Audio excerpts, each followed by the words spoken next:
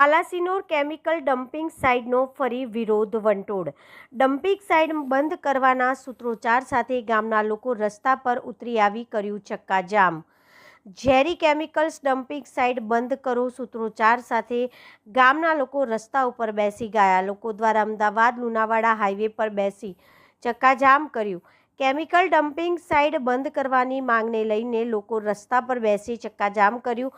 Chemical site વિસ્તારમાં પાણીના તટમાં લાલ પાણી આવી ગયું. લાલ પાણીને લઈને ફેલાઈ રહ્યો છે રોગચાળો. ઘરે ઘરે માંદગીના ખાટકલા જોવા મળી રહ્યા છે. અનેક આંદોલનો બાદ પણ કંપની બંધ થતી નથી. લોકોના સ્વાસ્થ્ય સાથે ચેડા થઈ રહ્યા છે, છતાંય તંત્ર મૌન કેમ? જ્યાં સુધી ડમ્પિંગ સાઇટ બંધ નહીં થાય ત્યાં સુધી આંદોલન ચાલુ રહેશે. સ્થાનિક લોકો, જિલ્લા પોલીસ ઘટના સ્થળે પહોંચી લોકોની અટકાયત કરી રસ્તો ખુલ્લો કરાવ્યો. બાલાસિનોર તાલુકામાં 2017 થી કાર્યરત ડમ્પિંગ સાઇટ જમિયતપુરા ગામે આવેલ છે, જેના લઈને આજ સુધી ભૂતકાળમાં પણ ઘણા બધા આંદોલન કર્યા છે અને જે ખરેખર પબ્લિકને ખૂબ જ નુકસાનકારક છે. પશુ પક્ષી, પબ્લિક અને માનવ જીવન દરેકને એ ખૂબ નુકસાનકારક છે. જેના લઈને આજ રોજ પહેલા અમે કહેવામાં આવ્યું હતું કે અમે 1/7ના રોજ આંદોલન કરીશું અને જે કલેક્ટર સાહેબ અને મામલતદાર સાહેબ ને આવેદન પણ આપવામાં આવ્યું હતું. જો આ લેખિતમાં રજૂઆત કરવામાં નહીં આવે કે અહીંયા ડમ્પિંગ સાઇટ બંધ કરવામાં આવેલ છે, જ્યાં સુધી બંધ કરવાની લેખિતમાં રજૂઆત કરવામાં નહીં આવે ત્યાં સુધી ભવિષ્યમાં પણ આ અલગ અલગ પ્રકારના આંદોલન ચાલુ રહેશે. કેમ કે આનાથી માનવ જીવનને ખૂબ જ નુકસાન છે. કોઈ પણ જીવ સૃષ્ટિ અહીંયા શક્ય થઈ શકે તેમ નથી. અત્યારે અવારનવાર રોગચાળા પણ ફાટી નીકળે છે અને ભૂગર્ભમાંથી પણ ત્યાં લાલ પાણી આવી રહ્યું છે. આજનો શું કાર્યક્રમ હતો? આજનો કાર્યક્રમ એ જ છે કે અમદાવાદ ઇન્દોર હાઈવે આજે આંદોલન કરવાનું છે અને રસ્તા ઉપર દરેક યુવાનો તેમજ વડીલો બેસવાના છે. ચક્કાજામ થશે. શું નામ આપનું? ઇન્દ્રજીતસિંહ ચૌહાણ. બાલાસિનોર તાલુકામાં આવેલ જમિયતપુરા સાઇટ પર ડમ્પિંગ ઝેરી કેમિકલ જે 2016-17 થી કાર્યરત છે. અમે વારંવાર રજૂઆત કરવા છતાં પણ આ સરકાર કેમ આ બંધનો ઓર્ડર આપતી નથી.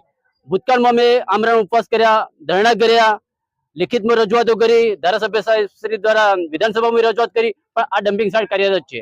અમે તારીખ 17 તારીખે અલ્ટિમેટમ આપેલું કે તારીખ 1 સાથે ચક્કાજામ કરશું. આજે અમે બાલાસિનોરના યુવાનો, તાલુકા સભ્યો, ડેલિગેટો, સરપંચો, તમામ પક્ષના કાર્યકરો ચક્કાજામ કરવા માટે તૈયાર છીએ અને ચક્કાજામ કરીને જ રહેવાના છીએ જો સુધી આ ડમ્પિંગ સાઇટ બંધ નહીં થાય તો સુધી. અને ભૂતકાળમાં ગયા વર્ષે બાલાસિનોરમાં કમળો ફાટી નીકળતો આ ડમ્પિંગ સાઇટને કારણે.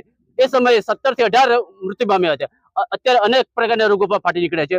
કુવાની અંદર કેમિકલ પાણી આવી ગયું છે અને એના કારણે અનેક પ્રકારના રોગો થયા છે.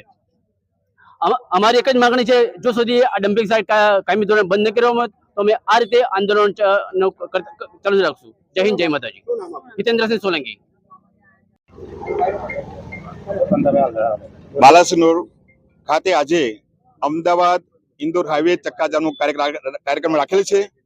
અહીંયા જમિયતપુરા ડમ્પિંગ સાઇટ છે તેના વિરોધમાં અહીંયા ડમ્પિંગ સાઇટ છે તેને સરકારશ્રીએ અહીંયાથી હટાવીને ડમ્પિંગ રાક્ષસને અહીંયાથી હટાવીને બાલાસિનોરની જનતાને બચાવવા માટે અહીંયા સર્વપક્ષીય બધા જ બાલાસિનોરના નાગરિકો, યુવાનો અને ખેડૂતો બધા મળ્યા છે. એટલે રજૂઆત માટે અમે રજૂઆત કરી છે અને આજે અહીંયા કાર્યક્રમ રાખેલ છે. બાલાસિનોર નગરને પણ આનો જે અસર થવાની છે આવનાર સમયમાં, તો અહીંયા લોકોને પરિસ્થિતિ ગંભીર રોગચાળો ફાટી નીકળે એવી દહેશત છે. અને અહીંયા આજુબાજુ ગામના વિસ્તારના જે ખેડૂતો છે અને મકાન મિલકત છોડીને બહાર જવાનો વારો આવશે એવી પરિસ્થિતિ સર્જાશે. એટલે સરકારશ્રી મારી નમ્ર વિનંતી છે કે આ ડમ્પિંગ સાઇટને હટાવીને અહીંયા બાલાસિનોર જનતાનું હિત ઈચ્છે એવું અમે વિનંતી કરીએ છીએ સરકારશ્રીને. અત્યારે બિલકુલ ખેતી બંજર થઈ જશે અને ત્યાંના રોગચાળો ફાટી નીકળશે અને અહીંયાથી નીકળતા દુર્ગંધ બી એટલી આવે છે અને ચોમાસું આવી રહ્યું છે આવનાર સમયમાં, તો ત્યાંથી લાલ પાણી બી આવે છે.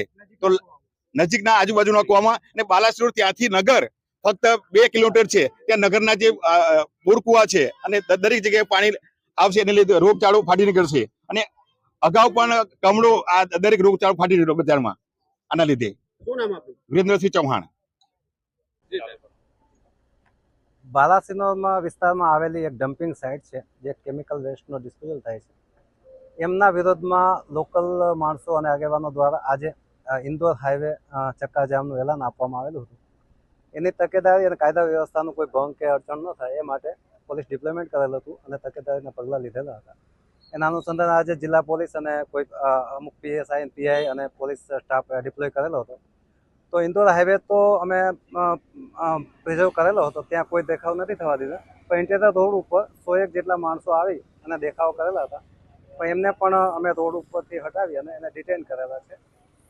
આ બાબતે જે ડમ્પિંગ સાઇટ છે એના કોઈ સેમ્પલ પણ લીધેલા છે કમિટીએ, અને GPCB બોર્ડ છે એમને પણ જે આ બાબતે કાર્યવાહી કરેલ છે અને કોઈ કોર્ટ મેટર પણ થયેલી છે. અને સરકાર ગંભીરતાથી વિચારી રહી છે કે આ જે કોઈ પ્રશ્ન ન થાય અને શાંતિથી આ ડિસ્પોઝલ થાય, કોઈને નુકસાન ન થાય એ રીતે. બસ એ જ.